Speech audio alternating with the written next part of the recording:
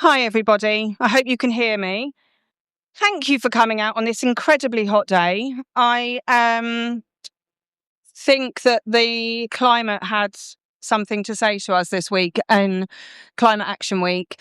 I was at a massive event at Guildhall on Monday, and Al Gore gave the closing address there. And one of his sentiments that I'll take away with me was when people constantly ask those of us in sustainability and they keep telling us that we need to be nicer and we need to be more pleasant and more engaging. And he said, when you've been doing this as long as I have, sometimes that's quite difficult. And I think it's important to recognize that it's a tricky environment that we're working in, and we are making strides in what we're doing. The events this year, despite what you're looking at in terms of politicization on a global scale, the events this year are in the thousands for the first time at London Climate Action Week. And just to quote Al Gore for a second time, he said that this London Climate Action Week is on the world stage a leading climate week for global participation. So I think we should be both very proud of that and also very aware that the narrative that is dominating the news is not necessarily the narrative that's happening within corporations. So we're here today to talk about climate and health. And I just wanted to bring another story that comes from my experiences of some of the talks this week. There's an insurance company that has started to provide insurance for women in developing countries, although they've now moved out of that. It's in India. And the insurance is for these women so that when the temperature is too high for them to go to work, they can be paid to stay home. It sounds very simple, but that means that those women that otherwise would be faced with really awful choices and how they would make ends meet financially are able to, as one woman said, the insurance buys her dignity. So it prevents her from being in unsafe spaces. It prevents her from having to do other things that she probably wouldn't want to do to make ends meet. And those choices, the ramifications of increasing temperature isn't just, well, I need to put a sunblock on or put a hat on or carry water. The implications are massive in terms of our psychological impact, our physical impact, and particularly to our health. And when we're looking at the transition to sustainable future, or if we want to call it long-term well-being for all, what we've seen previously has been a siloed approach to that. So we have seen, for instance, let's look at houses in the UK. So we're not in India, we don't have 50-degree temperatures, but we have houses that have had over the last 15, 20 years as climate mitigation measures, insulation put in, which means this week those houses are really difficult to live in. And those people may not have access to green spaces. How do you get away from the heat? And what we now know is the implication of climate and heat is not just the daytime, it's the nighttime where your circadian rhythm is so desperately impacted, and the knock-on effect on health. So we know it impacts respiratory systems, we know it impacts heart, we know it impacts kidneys, we know it impacts fertility. Climate has a huge impact, and asthmas and all of those sorts of things as well. So what we need to do is join up that thinking, and there's no better way of looking at the issue of sustainable development and equity for all than through the lens of health. And these panelists that you've got here today are absolutely brilliant to have that conversation. They're really broad in their knowledge, and they bring a different perspective than I think most might have heard in the press and wherever we are currently. So firstly, I'd like to introduce, would you want to introduce yourselves? It's probably easier, isn't it? Hi. So thank you for inviting me here to be part of this panel. I'm Dr. Susanna Pecci. So I'm a GP. I still work in the NHS and an urgent treatment centre. And my work is on the side of that around psychological trauma and the impact of trauma in our health and well-being. And I believe that understanding trauma and really looking at that trauma lens is the missing piece that we're not really thinking about in terms of climate change. Because when people are stuck in that survival mode, then we can't think logically. Our prefrontal cortex, which is like the executive function of our brain, is kind of partially switched off. So we can't then make those rational decisions and really, really function in that way of really thinking logically and cognitively about what we should do. And that has an impact then on our behaviors, our choices. So do you want us to say anything else, or do you? Right, okay, fine. I'll just leave it there. Brilliant, thanks. I'm Kit Allwinter. I'm a senior inspector at Active Travel England. Active Travel England is an arm's length body of the DFT, Department for Transport. And what we do is we try and make it easier for people to walk, wheel or cycle more of their journeys, particularly every day. And that sounds like we're saying, everyone should cycle everywhere, and that's absolutely not what we're saying. Because if you think about any trip to the bus, any trip to the railway station, you probably walk there, you walk at the other end, you might ride to the railway station. Basically, everything that isn't in a car comes through Active Travel, and we are here to try and make that as attractive and as safe and as compelling as possible. And obviously that has a huge impact, not just on climate, but also on the health of the individuals concerned, because not only are they directly, being more active, and we know that inactivity is one of the biggest killers, but also by not having all the externalities of pollution, of noise and other things that cause dementia and asthma and all the things that you were just saying from the climate, we're helping to make public health better as well, and hopefully saving the NHS a few quid on the way. Well, that's an important point as well. And to speak on the NHS. So I'm Heidi Barnard. I'm Head of Sustainability for the NHS Supply Chain. So our role is to procure goods and services on behalf of the NHS, and we deliver into the NHS on a daily basis. So speaking to the NHS and cost savings, we spend around 4 billion a year just through NHS Supply Chain. So we have a increasingly large and important role in mitigating climate change in terms of reducing the impact the NHS has on the environment, but we are increasingly at the front line of dealing with the climate crisis. So if you think about what's happening today and what's happening in London this week and around the country, the increased burden on the NHS and the goods and services that is needed to support and help people have better health and get them better when they're suffering from the impacts of what the climate change is doing. Yeah, thank you. So you can see we have a really broad knowledge on the panel. I want to make this interactive. So if we're talking about something in particular and you want to ask a question and you're all happy, please do put your hand up and we'll get a mic to you as we're going along, because I think there's so much information that's going to come from this panel. It's worth asking questions at the time instead of trying to hold on to that thought. Heidi, can I start with you? I want to start with procurement, because I think it's an unexpected way that we can really understand the physical impacts of climate on our economic systems at the moment, and the mitigation complications and timeline when we're trying to step away from business as usual into a sustainable practice going forward. So can you give us an outline of your day-to-day job and the things you've sort of been working on in terms of the NHS? And within that, can you talk about scopes 1, 2 and 3? And because I was hugely surprised by your confidence in being able to reach, I think it was 98% on scope 3. So I'd love to hear all of those areas that you're sort of talking about so that we can get some context on the complexity of this issue. Because I think sometimes people are sort of making ambitious of, we should be net zero by 2030. And Heidi's going to tell you how hard that is to achieve. So yeah, we have, as NHS Supply Chain, we have a catalogue of around 650,000 products, and we procure on behalf of the NHS. Therefore, our scope 1, 2 and 3 emissions are predominantly in scope 3. So 98% of our scope 3 of our emissions are in scope 3.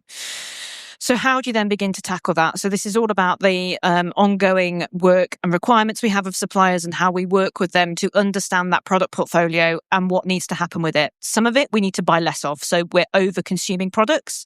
And by that, I mean, we're overbuying. We're not necessarily using them, but we're not using them properly. So they end up in a hospital or they end up in a care setting and they're left on a shelf. They go out of date and they have to be disposed of, or we overorder. There's a million and one reasons that it can end up in that situation. So there's how do we reduce inefficient consumption? The next batch of products is if you think about healthcare, there's certain products that we've used forever and we will continue to use forever. So when you think about things like gloves and other ancillary devices that we are going to continue to need to use. So what we need the suppliers to do is drive down the impacts of those products, as this is where they're reducing their own scope 1 and 2 emissions to make that product more sustainable tomorrow than it is today. But then we have a third set. Healthcare is constantly evolving. How we treat conditions is improving and evolving all the time, and how care pathways develop. We used to have surgeries that we'd be 8 hours in surgery and then days in recovery. Now we can go in keyhole surgery, but also through minor interventions, which mean you're out of hospital quicker. You're probably only in for an outpatient appointment, and the recovery time is much quicker, which has massive benefits for the patient. But in terms of environmental impact, it has also massive benefits. So what are we doing around innovation? So those are the 3 levers we have when we're procuring products. But we also procure products en masse. So we don't go out and buy syringes. We don't go out and buy a single device. We are buying thousands of products in one go, and those procurements last for between 3 and 7 years. So we're doing this on a cyclical basis. So when we're thinking about this stuff, we're doing it en masse and we're doing it on a big scale. So how do we make sure that what we're doing is going to be sustainable? And I mean that in the fullest sense of the word, both financially, but also from a resilience point of view. The NHS is unlike most corporate businesses, which are profit driven. Our job is to make sure we can treat you when you come to us. Therefore, when we're supplying and procuring products, one of the fundamental questions we have to ask is, great, you can supply it tomorrow. Can you supply it next year? Can you supply it in 3 years? And how do we make sure the patient is still going to be able to access what you have to offer? And when we think about the impact of climate change, we're all very presently aware of how it's impacting us this week in London. But think about that supply chain that I have. We are bringing in products internationally. We do not have the raw materials. We do not have the production capability close to home. But wherever they are in the world, they are seeing climate impacts. We're seeing sea level rises. We're seeing wildfires. We're seeing flooding. All of this has direct impacts on where raw materials are available, how much raw material is still going to be available, and how we manufacture it. So how are we going to still continue supplying the products that we need in a world that is changing? Thank you. And I didn't want to say add more meat on the bone, but I guess that's where we're going. To that, what I'm interested in delving into a little bit more. So I have been training boards for the NHS for the past 4 to 5 years, joining the dots on climate and health. And I think even with the best decarbonisation strategy, some of the nuance of the complexity outside of that silo can get lost. And I think the NHS, the role that you're doing within the NHS is a really clear system where we can see the complexities of that. So, for instance, we were talking in the preparation for this around circularity.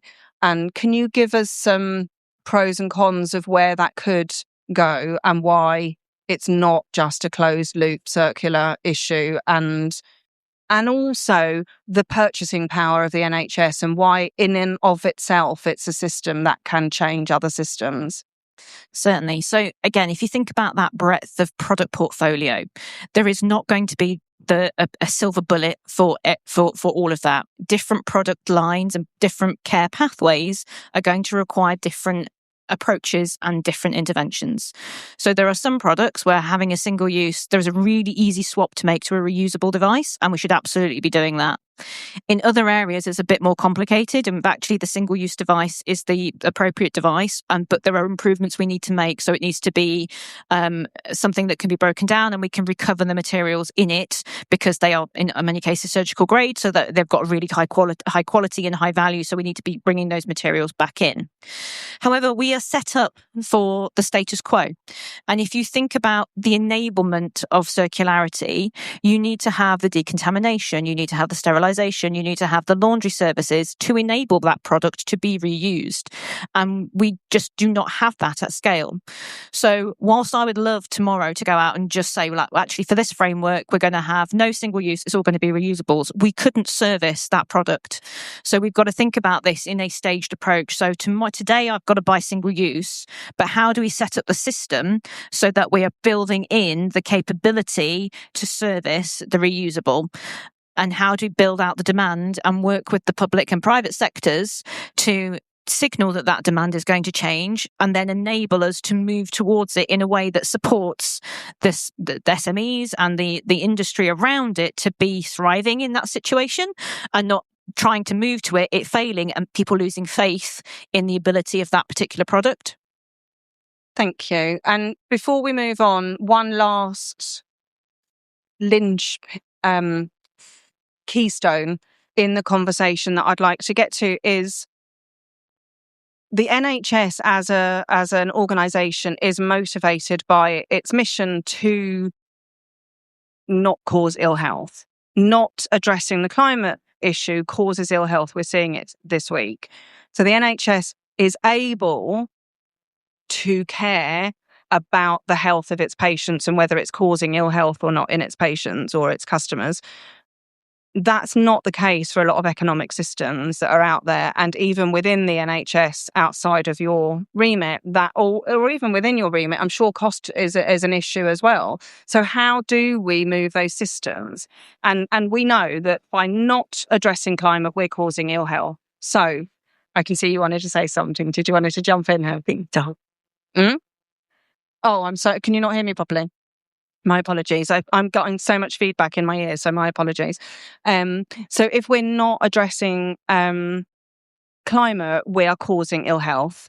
So with that in mind, what can we do that is preventing an increase in ill health by our day-to-day business as usual? Kit, I'm looking at you.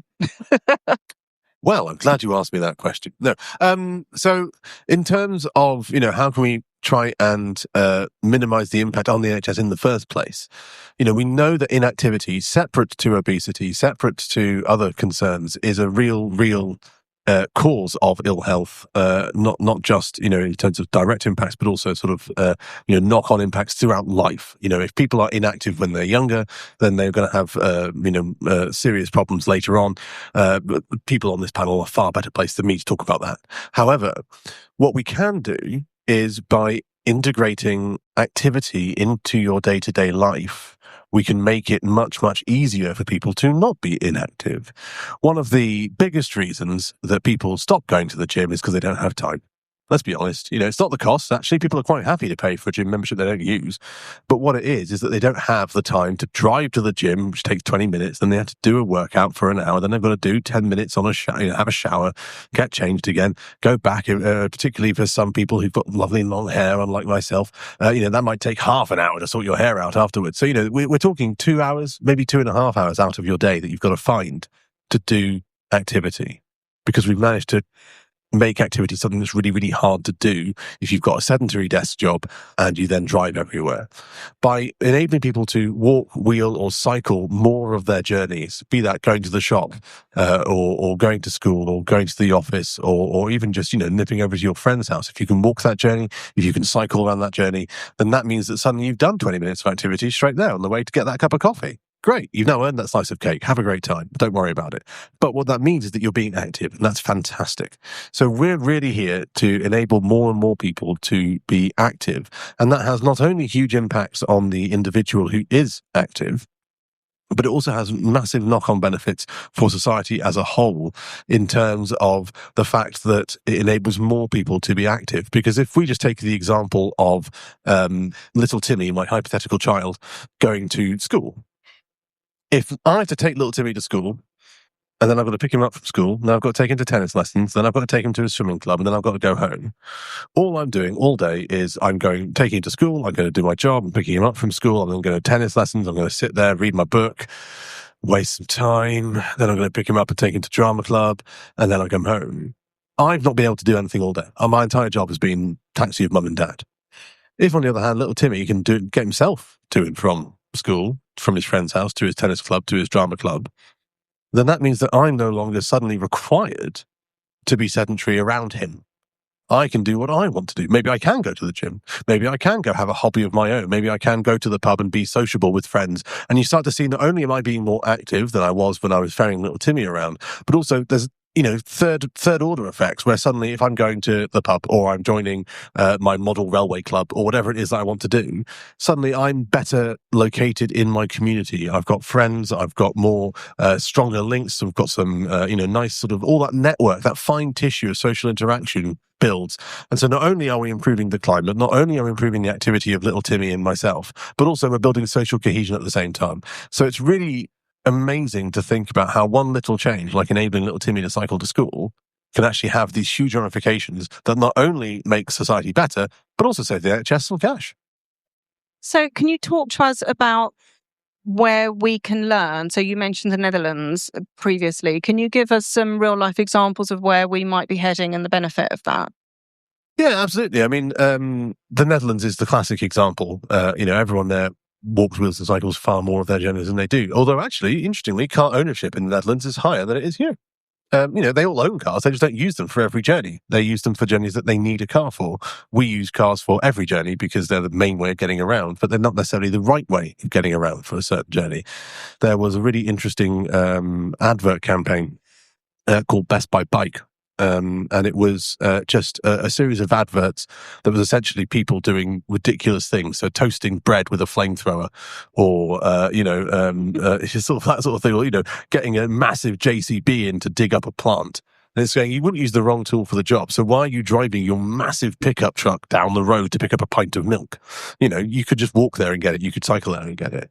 So I think the Netherlands is a really strong example. And what's really interesting is that if you go to the Netherlands on holiday, I'm sure many people here have or might live there. If you go to the city centre of Leiden or Utrecht or Amsterdam, then you'll find out how quiet it is. You can hear people having a conversation on the other side of the street. You can sit there and enjoy the environment without it just being traffic noise, traffic pollution. And, we've seen from the imposition of the ULEZ in London and in Bradford and other places where clean air zones have come in, that the direct impact of pollution on NHS admissions has driven it down. We've seen that fewer people are now going to hospital in Bradford since the clean air zone was brought in, which is amazing. We are seeing direct impacts of this.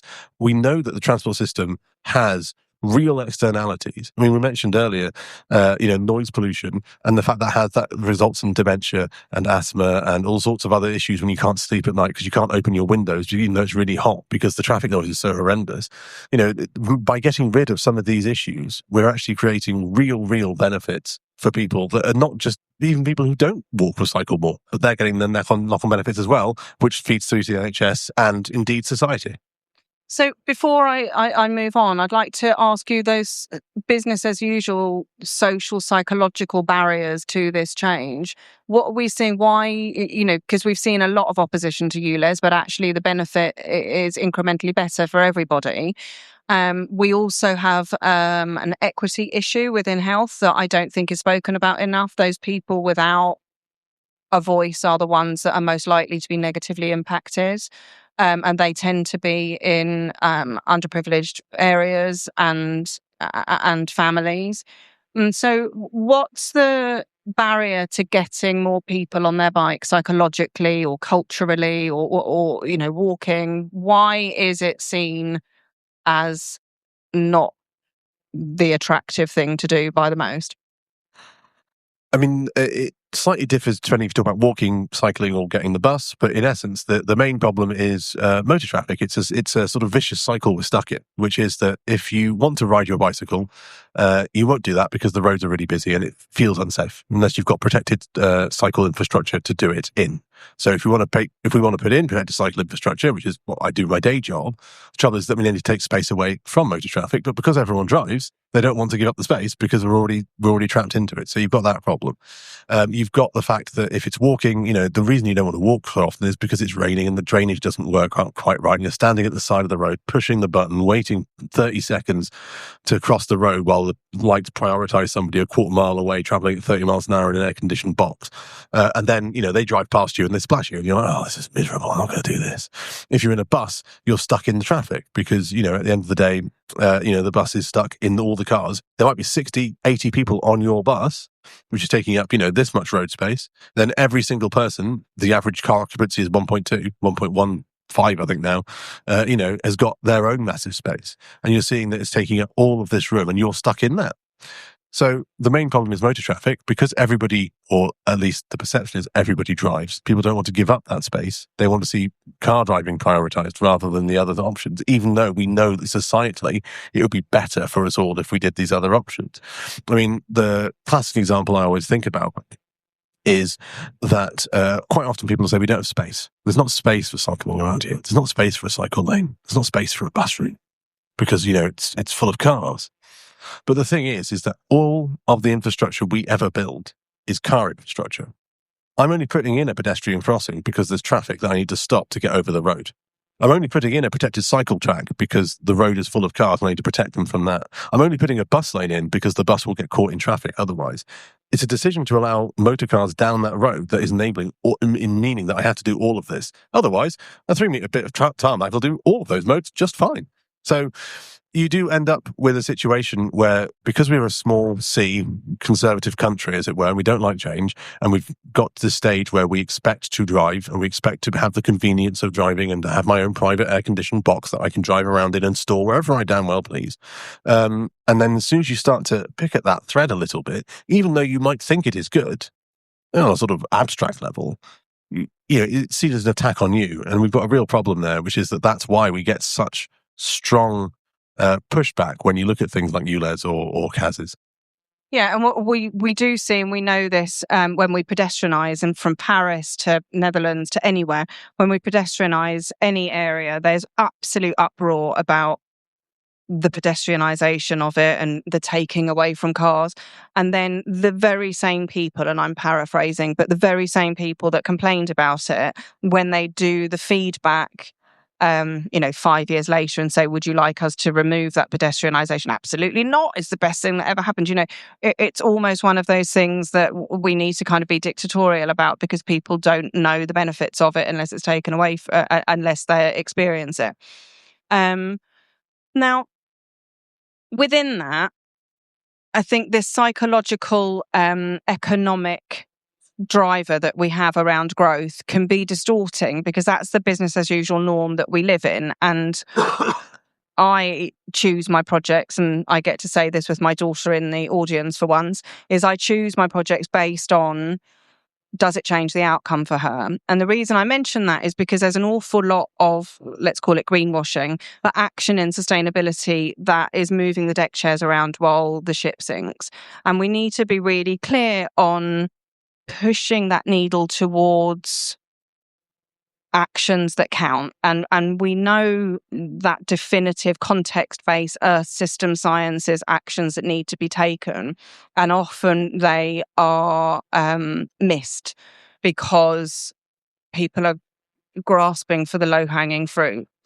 So the segue I wanted to make there is the complexity of emotions that come with this shift from business as usual and the economic system that we're in, and the safety that one feels when they understand the system that they live within, to this transition to a new system, and the trauma that comes with that movement over such a short period of time. So when we look at climate change, the problem is the climate, but it's the speed at which the climate's changing and the lack of time that we as mammals have to evolve as species to adapt to that climate, because that would normally have happened over a much longer time period.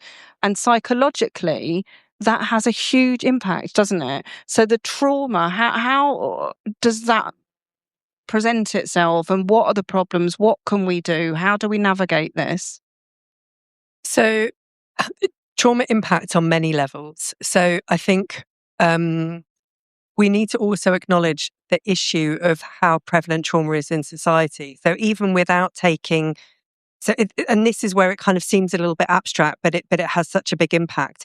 So when we look at health inequalities, and you mentioned that earlier, the people that are often most impacted by climate change are those who are living in areas where there are massive health inequalities. And like that example you gave in India, it's something that we don't necessarily think about, but actually, people say, in this country, who are living in the most deprived areas are the areas where you've got the easiest access to fast food chains, where public transport is the worst, where even like having pavements so people can walk on them, that infrastructure's not really there.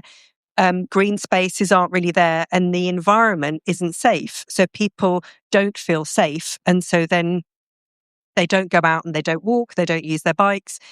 And then when people are living in a survival mode, so when they're living in their own space where they feel unsafe, where they may have inherited trauma, then they're not functioning from that place where they can really be embodied and really think rationally about how to make choices, to decide to ride the bike, to decide to make the right food choice, to decide to meal prep. They're literally living in survival mode, going from one mode to the next.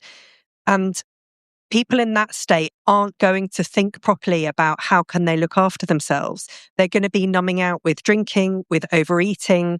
And we know how the impacts of trauma really sit in the body as chronic stress, and chronic stress leads to inflammation. And that then increases the risk of heart disease, of diabetes. And that then further impacts people's use of the NHS system. And so those are the people that, unfortunately, when, days like today that are really hot, they're really, really struggling. And so they then end up tipping into hospital. So if we take a step back and actually really look at being more preventative and using lifestyle interventions and actually acknowledging that trauma exists, we can massively impact. And the other part that is just so crucial, as you alluded to, is that issue around climate change anxiety. And it's a real issue. It's a real thing. So people tend to think about, it's like a mental health issue. But it's actually, we can see the impacts of it. We can see sea levels rising. We can see temperatures rising. And it's when we are in that threat state, when we feel scared, when we feel our survival is impacted, it tips us into that stress survival response. And because it's ongoing, it doesn't, that survival cycle, it doesn't finish. It hasn't got anywhere to go. So people are living with that. They're living in that. And after a while, when people feel that there's no solution, they just switch off and disconnect as a protective mechanism. And that then becomes a real problem. So, forgive me, my ignorance. Would you put that as a flight, fight, freeze, and it's in that flight mode, but there's nowhere to flee to? Yeah. Is that what we're talking about? Yes. And then when people feel like there's no way to go, then they just become even more disillusioned and become disempowered, and then head towards that freeze mode of just, it's really simplifying trauma responses, but then people, when they become in that really disempowered state, they just feel like, actually, from that victim place, I can't do anything. It's too overwhelming. It feels too terrifying. It's too awful. There's no solution. That their prefrontal cortex goes offline. They can't make decisions from that cognitive problem-solving place. They just disconnect. And that's where that having people reconnect to themselves, reconnect to their environment is so crucial, so that they can then make really embodied decisions that really do then come from that behavioural change place. So we're doing here, and it's great, we're talking about all these different initiatives, but they're going on the basis that people are able to fully engage from that prefrontal cortex place, when actually if people are living in that survival mode, they just can't. So I want to get to community to bring us all in. But before we get into that space, I want to talk about something quite controversial, because I think it's important. When we look at the political setup that we have currently, an awful lot of the votes, the decision making is going to a generation that will not live with the decisions that are made today. And our system is set up for popularity, not responsibility, and for future generations. So if we were acting more as stewards, we would be making decisions based in the benefit of our children, our children's children. And that's not happening at the moment. Now, I would think, and I would love an explanation, I would think on the surface, we could class these people as having been very privileged, having seen, job for life, pensions, houses, all of this thing on paper.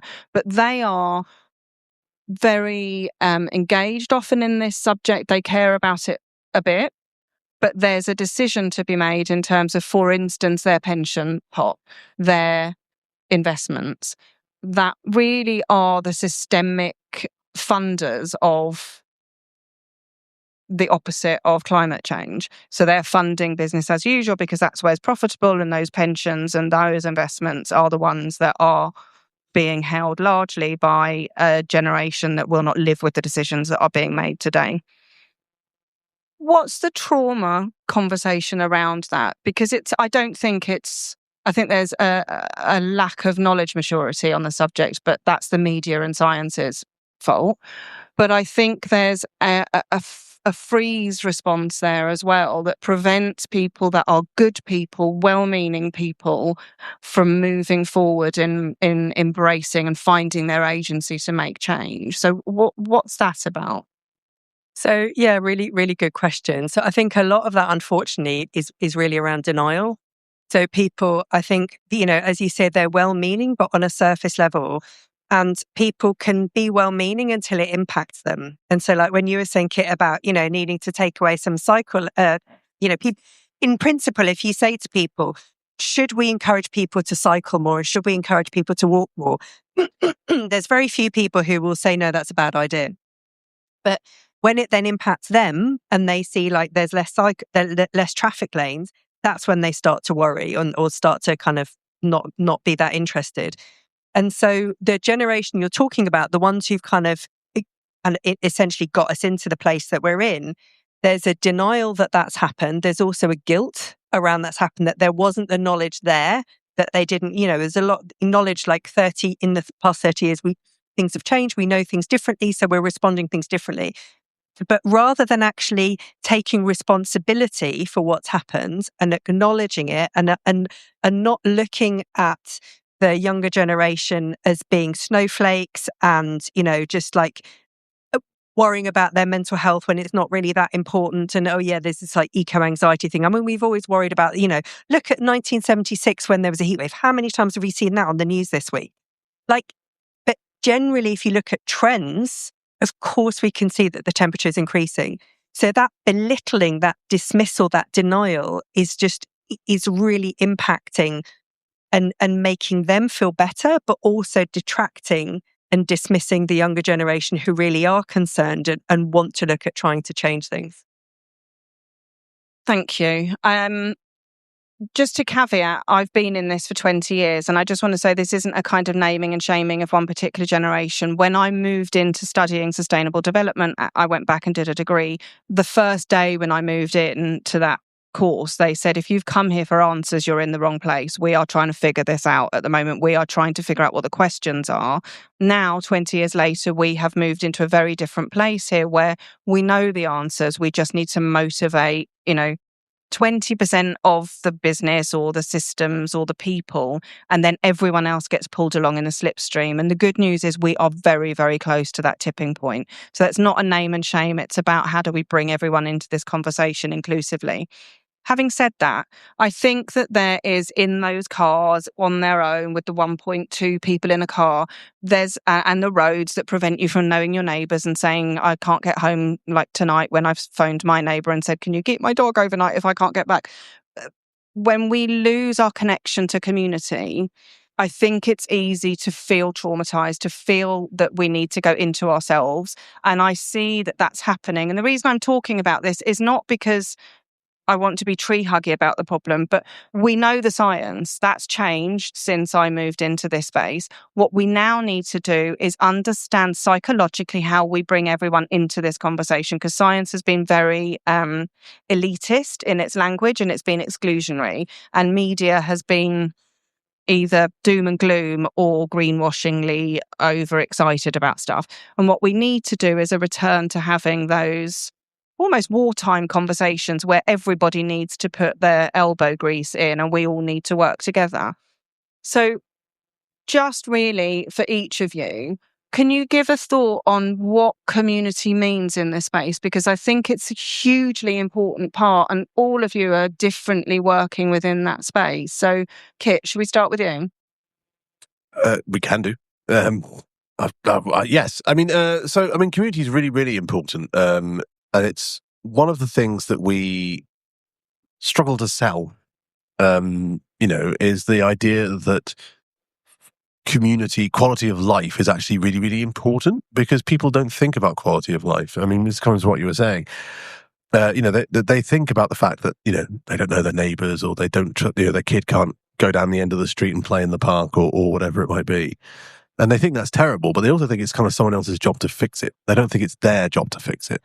And actually, whereas a little activity from each of them, everyone in that street would solve that problem. If we could fix things a little bit each, then we actually would enable that. And so community's got real power to enable this. And one of the things that's really, really interesting about our engagement with communities from a transport point of view is that one of the things that we are not great at in the transport industry is really tying the community's issues to the solutions that we propose. So what will happen is local authority will come along and it will say, look, we need to put a new cycle route in, or we need to put a new bus route in. What we're going to do is we're going to put a bus train down here. What do you think about that? Yes or no? It essentially becomes a referendum on, do you want us to do this? And then the answer is, well, no, I parked there, and actually, no, it's going to destroy the high street. And actually, no, I like the fact that it makes my commute 2 minutes faster. And no. And it becomes very much, I don't like change. I don't like things being imposed on me. I don't want this to happen. And so then we get, an unpopular scheme, and then we go, well, we need to do it anyway, because as you were saying, we kind of know the answers here. We need to do this. So we're going to impose it anyway. And then we've engaged the industry, we've engaged the community. The community's told us something else. We've not really engaged actually with the community. We've just kind of done a greenwash, a wash of engagement, and that's it. Whereas actually, if we said to them, isn't it a shame that kids don't play in the street anymore? Isn't it a shame that, you don't know your neighbours? Isn't it a shame that, you don't feel you can walk to the shop and the park, and little Timmy can't get himself to drama club? Like, if you ask those questions, what's the problems here? People will tell you. They'll quite happily say that those are all things they want to be fixed, and they want you to tell them how to fix them.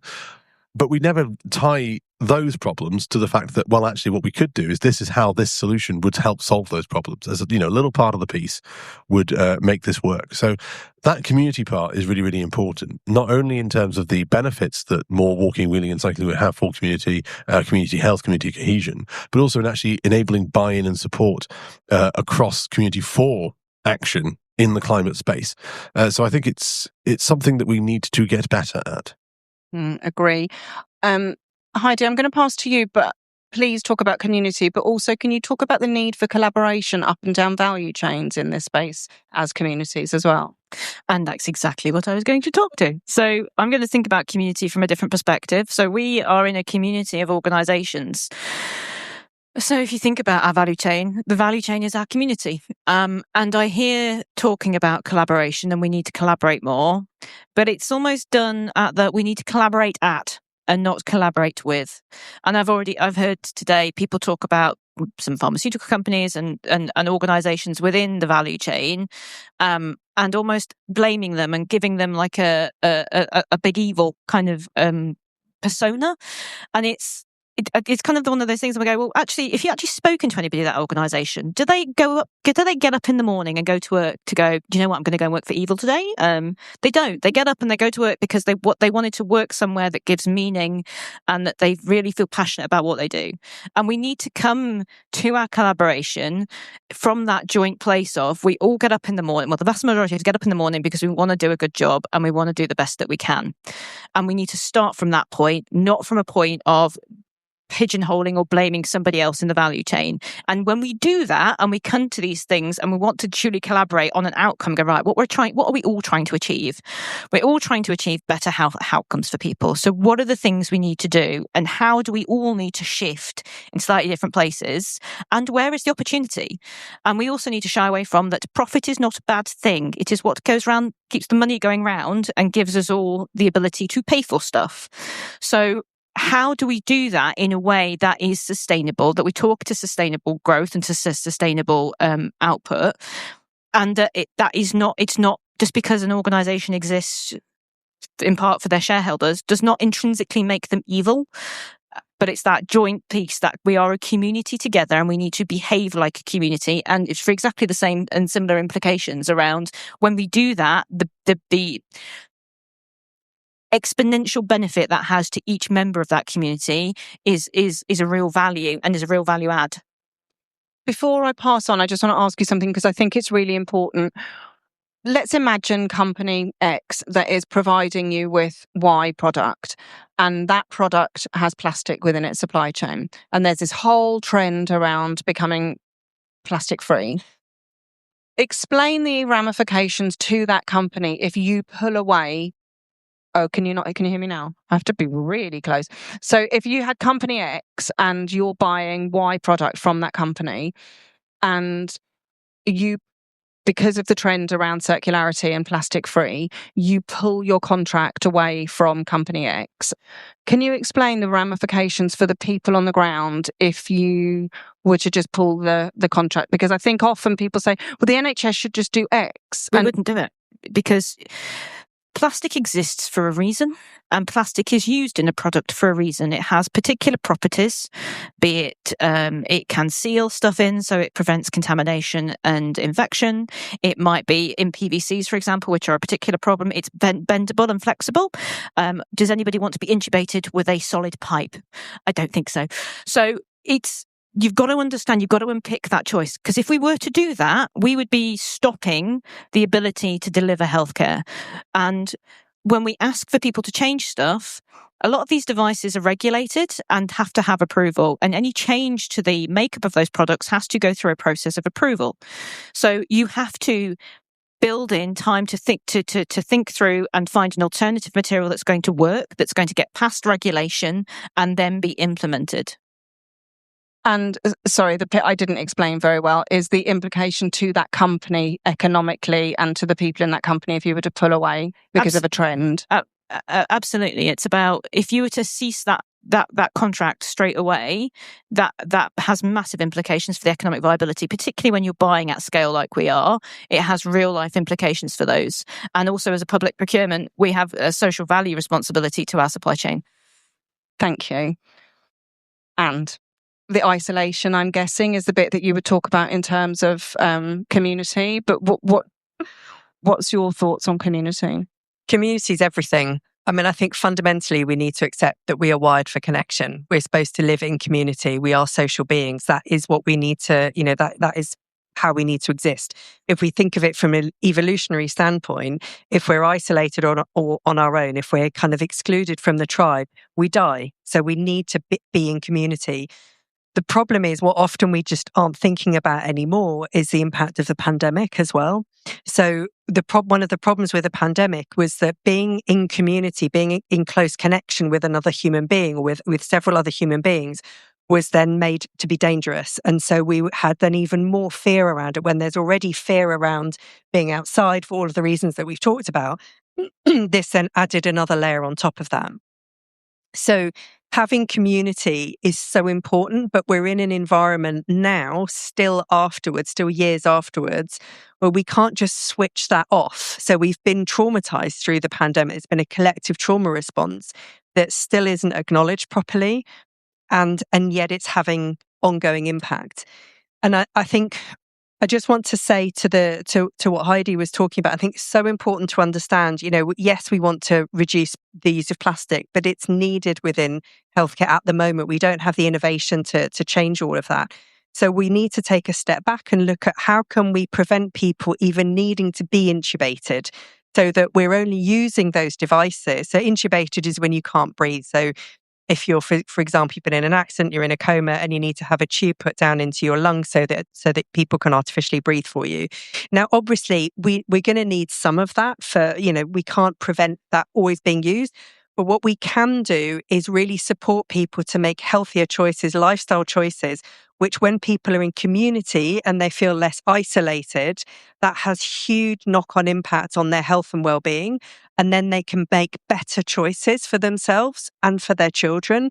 And the ripple impact that has on the people around them, on their families, on their futures, that's vast. And that's something that actually doesn't cost that much money. And this is the thing, that when we take that trauma-informed approach, it doesn't cost loads of money. It doesn't need loads of time. But the knock-on impact on the NHS and on our wider environment, so on the work environment, is huge.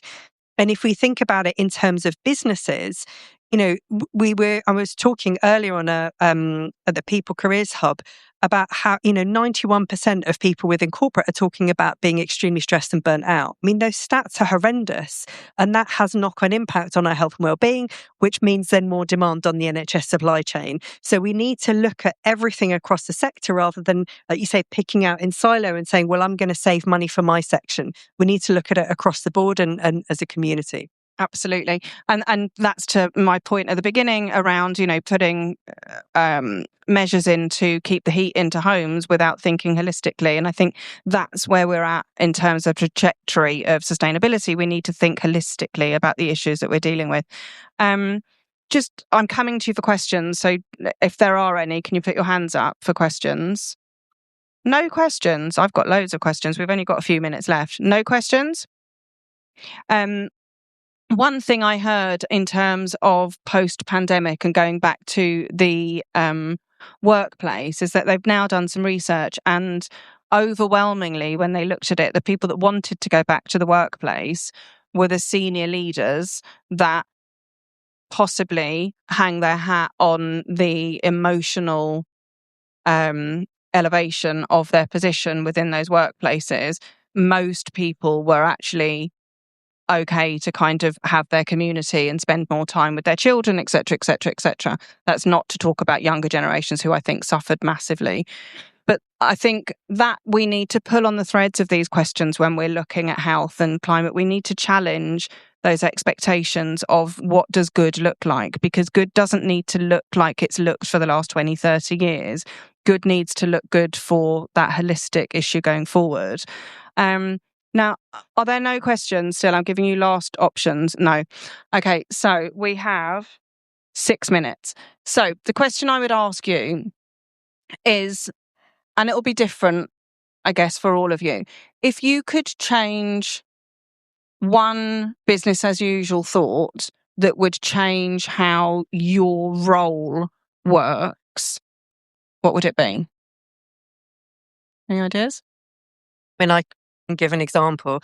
I mean, for me, it's about having a trauma-informed approach to healthcare. And so, for example, I work in an urgent treatment centre next to an A&E. I saw a patient within the last week, elderly gentleman, was in a wheelchair but able to walk. So he'd arrived in a wheelchair, but very slowly got out of the wheelchair from the waiting room and walked to the consulting room. And he had loads of breathing problems. So there was loads of inhalers. So he's essentially a big consumer of NHS and of the supply chain. So needing, frequent hospital admissions with his breathing. And he'd come in through A&E because his breathing was so bad, he was really struggling and just like, I can't cope anymore. And so with my trauma hat on, I just kind of asked him some questions rather than just going, okay, let's just add another inhaler in, which is the kind of standard thing. Like look at our, the National Institute for Clinical Excellence guidelines of what we should do. And, and he's got breathing issues diagnosed. It's not that these are just made up. And he said, actually, the thing that had most helped him, his GP had recently given him some diazepam, and that had helped because it made him feel a bit less anxious. But he said it very dismissively. So I honed in on that. And basically, to cut a long story short, he'd been a fighter pilot in the war and a firefighter. He had completely undiagnosed PTSD. He was having night terrors for decades, never spoken to anyone about it. I spent a couple of minutes teaching him a breathwork exercise, which reinforced to him that he actually could breathe because he was breathing brilliantly there in front of me, wrote it out. He went away, left walking straighter and taller and be able to breathe and walk back faster to where his wife was. And that took like 10, 15 minutes.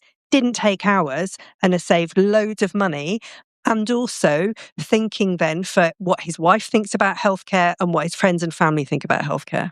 Yeah, amazing.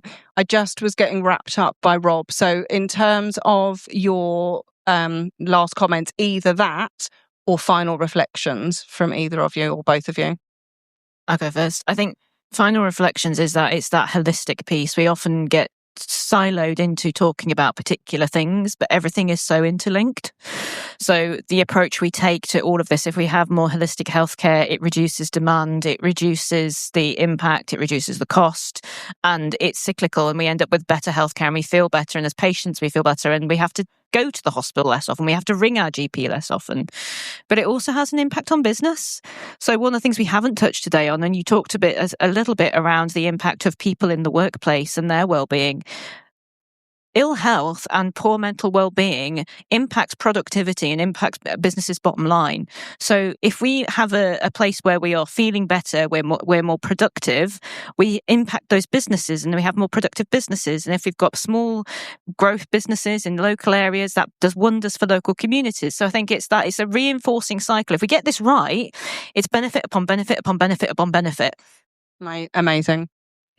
And I'd sort of echo that. And I think it's one of those things where, and sort of speaking to what you were saying there as well, where we might know what the answer is in our little bit, and you go, this is great. And it's great that you managed to take the time to give that person the breathing exercises. And it had, saved money and so on. But you can't really write that down. You can't be like, I saved the NHS, X amount of money. And we have that problem as well in transport and in health, where we'll do some stuff that has impacts on you and you'll do some stuff that has impacts on us. But we never actually sit down and look across the silos and say, oh, actually, if we do this, it's of benefit to you. And therefore we should really actually count that into it. So our BCR is all about, miles traveled and not, emissions and things like that.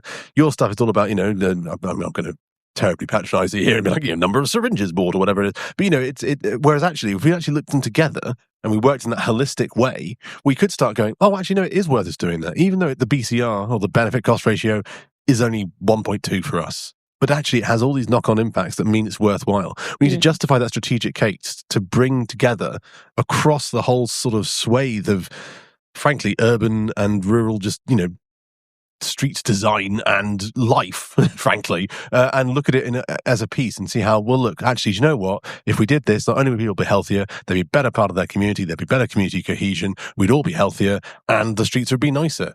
Quality of life would be higher. Brilliant way to wrap up.